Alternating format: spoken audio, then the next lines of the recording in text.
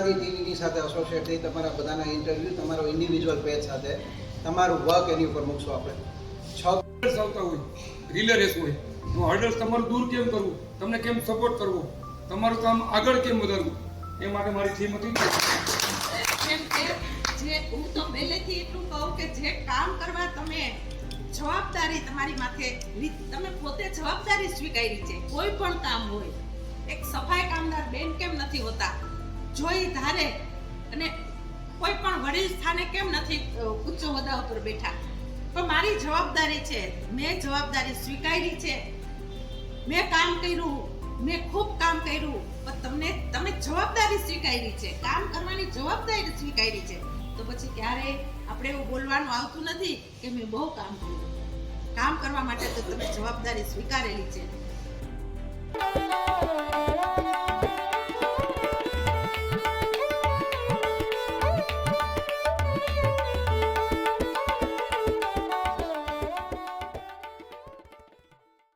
નમસ્કાર દર્શક મિત્રો, હું છું પૂજા અને હું આવી રહી છું ગુજરાતી ટીવી ચેનલમાંથી.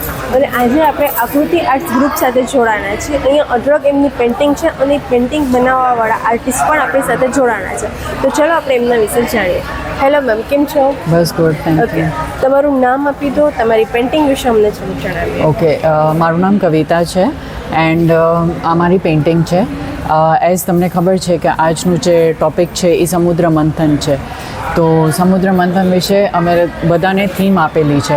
સો એવરી આર્ટિસ્ટે પોતાનું ડીપ આખું એનું નોલેજ કાઢીને સર્ચ કરી રિસર્ચ કરીને હરેક ટૉપિક ઉપર અમે લોકોએ પેઇન્ટિંગ કરી. સો મારું હતું માતા અદિતિ છે એના કુંડલ. મને એના કુંડલને જ હાઇલાઇટ કરવાનું હતું. સો આ ટોટલ કેનવસ એક્રેલિક પેઇન્ટિંગ છે અને એના કુંડલને જ મેં હાઇલાઇટ કર્યું છે, બીજી બધી ઓર્નામેન્ટ્સને નથી હાઇલાઇટ કર્યું. સો આ એક ડિવાઇન ગોડેસ છે.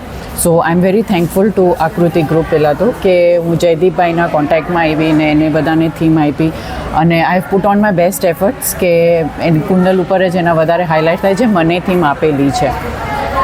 And it was really thankful આકૃતિ ગ્રુપને ને બધા આર્ટિસ્ટને કે બધા એકસાથે અમે આ પ્લેટફોર્મ ઉપર છે. દેન આજે હવે બોલબાલા ટ્રસ્ટ થ્રુ તમને આટલું આ બધું ઓર્ગેનાઇઝ કરવામાં આવેલું હતું, ગુજરાતી ટીવી હવે તમને પ્લેટફોર્મ આપ્યું હતું, એના માટે તમારે શું? આઈ એમ વેરી થેન્કફુલ કે બોલબાલા ટ્રસ્ટ છે અને જે ગુજરાતી ટીવી છે આ ઓપોર્ચ્યુનિટી આપે છે. જે બધા યંગ આર્ટિસ્ટ છે, જે નાવ અપકમિંગ છે જનરેશન, એ લોકોને આ બ્યુટિફુલ પ્લેટફોર્મ મળે છે.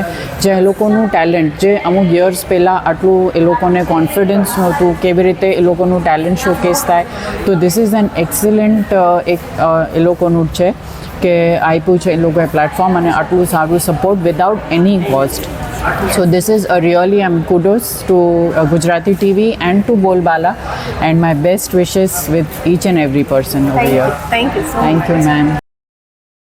આ વિડિયો ગમ્યો હોય તો લાઈક કરજો, મિત્રોને શેર કરજો અને ચેનલને સબસ્ક્રાઇબ કરવાનું